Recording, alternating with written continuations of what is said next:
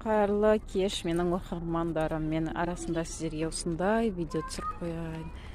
Мен видео түсіруімнің себебі осы талдардың сұлулығын көрсеткім келді.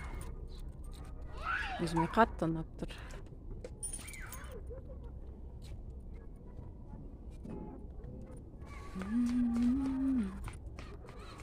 Бұл біздің көрші үйлер жақ. Мен қызымды серуендетіп жүрмін. Қандай әдемі, иә, талдар.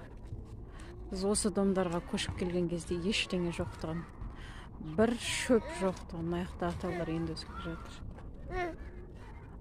Бір шөп жоқтығын, осының бәрін тұрғындары екті. 2017 жылы көшіп келдік. 2017 жылдан бергі талдар осы.